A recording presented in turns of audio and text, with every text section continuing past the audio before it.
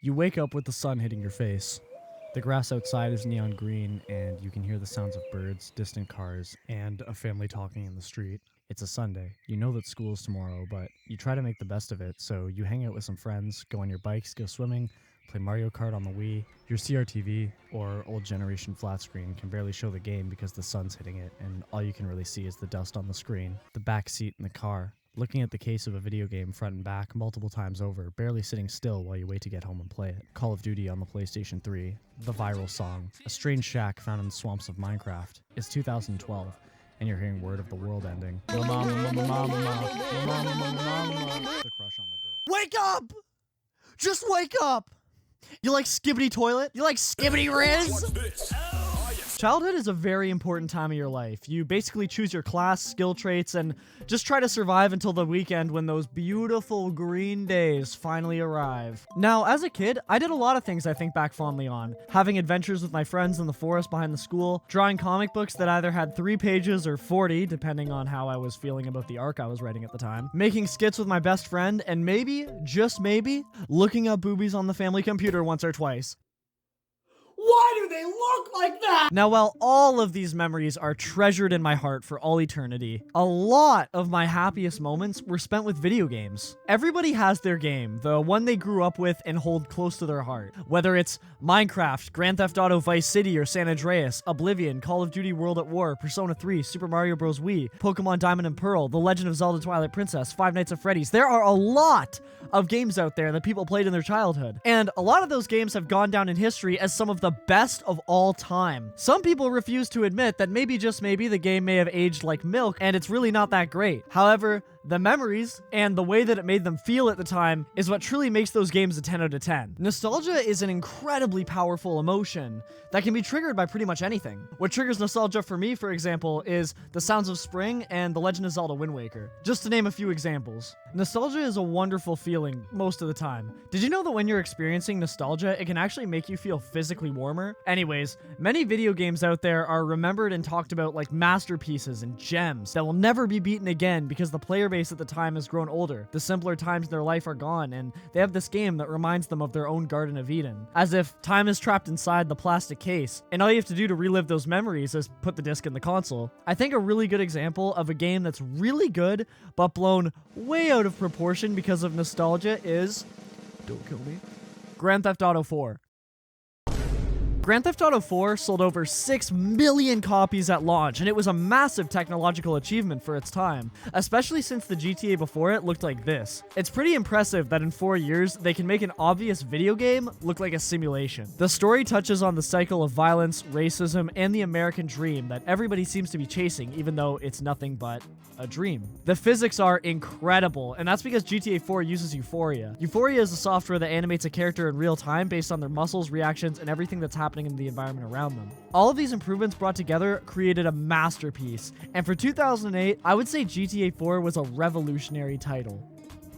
However, people suck on GTA 4 like they're Riley Reid, okay? If I had $1 for every time I've seen GTA 4 physics need to return in GTA 6, GTA 4 can have my baby! GTA 4 is the best game ever. It has no flaws at all.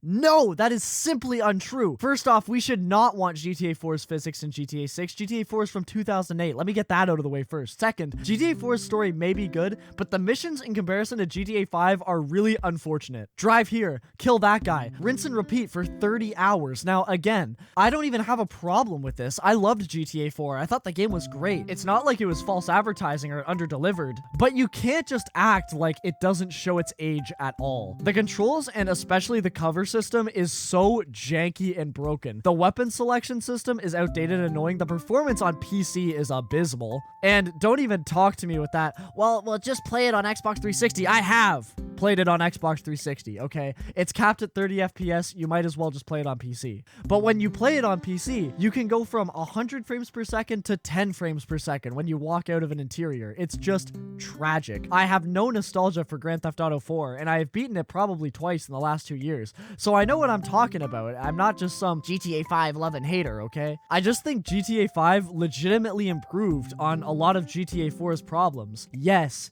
GTA 5's story isn't nearly as serious and deep, however, the stylistic choice for GTA 5's gameplay has let it age like a fine wine. The cover system, the shooting, and the missions are still perfectly enjoyable to this day, and it's part of the reason that GTA Online is still so successful. GTA 4 is a product of its time, and I absolutely recommend people play it. I think it's a great game. However, it has its issues, and I'm tired of people acting like it doesn't. I don't think that GTA 4 is underrated, or even that it's overrated.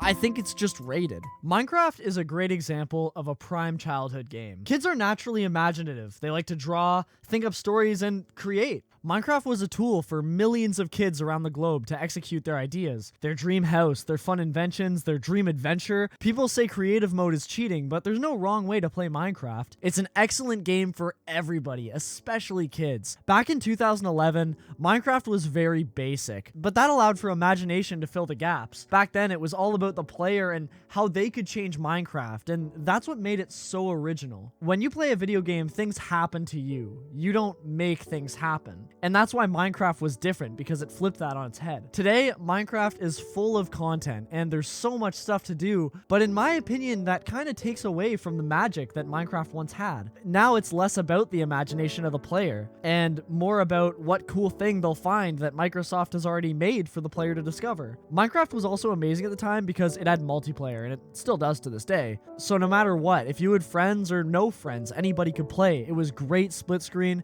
it was great online multiplayer, it was great in local LAN world. There was no goal, nothing telling you what to do. It was just pure imagination. Lego was and is awesome, but the problem with it is you're limited to what you can make because you can only buy so many at a time before running out of money. Minecraft is infinite. The potential is infinite. And because it's designed that way, many consider it the perfect video game. I'm not fond of the way that Minecraft has changed in recent years, especially with the microtransactions for skins. Like, what is that? I remember going on Skindex for my skins, and the community could make stuff, and it was awesome. Minecraft is so much less community-oriented now, too, which really takes away from the creativity it used to preach. But billion-dollar companies gotta make a living, right? You know what's cooler than a billion-dollar company, though? An indie company, and boy, did indie horror dominate the 2010s. Slenderman basically built gaming channels. I remember being in the 2nd grade when Slenderman was huge, and everybody in my class thought he was real.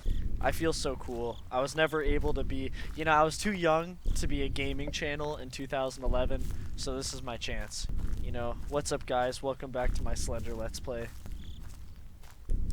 Yeah, well, fucking run from me. That's right.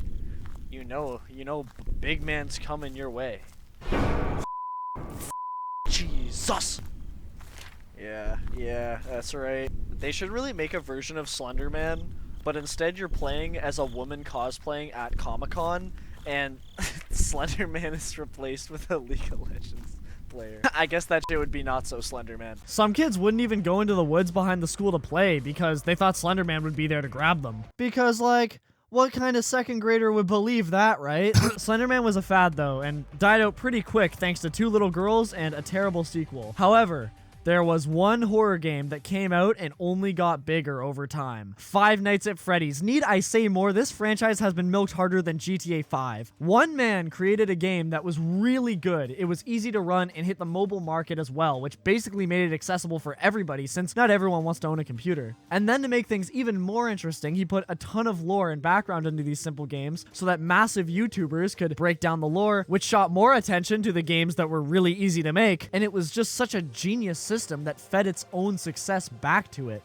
and as a result got its own movie in 2023 and even a few AAA games. Five Nights at Freddy's built the tradition of indie horror games today. Five Nights at Freddy's and Minecraft both have to thank its massive success to YouTubers and music parody videos. Every popular game that has come out since has followed the same stages with music video parodies, challenges, and various multi-part Let's Plays. People consider Five Nights at Freddy's a masterpiece, but really when you dig deep, it's a really basic game. People only love Five Nights at Freddy's because of the stories behind the games. If there was no lore, 2, 3, and 4 would probably be really negatively received and dismissed as cash grabs, but because of the creative writing behind it, it added a whole new layer of paint to these games, which as a result, shot them into the mainstream. When you're a kid, a game's design really doesn't matter to you. It's all just based on what catches your attention at the time. Playing through Zelda when I was 10 is not at all the same as when I go back and replay it today. Today, I notice how linear it is and how janky the combat can get. But back then, it's just another video game. If you like a game, it's great. And if you don't understand a game, it's trash. Pretty simple time, honestly. There's a lot of games that I don't revisit simply because I just don't want to ruin the good times that they gave me. A good example is Super Paper Mario on the Wii. I loved that game, but I will never return to it just because I'm positive that it wouldn't be nearly as good as I remember it being. I actually had that problem with Roblox a bit ago. Has it always been this colorful? I remember just playing like Escape Mario's Head and Prison Break, and now I'm going on Roblox and I'm seeing Dating Tycoon and Child Support Tycoon. Childhood is temporary, but the memories that you make during it last forever. So to you, I ask, what was your favorite childhood game? And do you think it holds up today? Leave your answer in the comments below and I'll check it out as soon as I possibly can. Thank you so much for taking time out of your day to watch this video. And make sure, I'm serious, make sure to have a good one.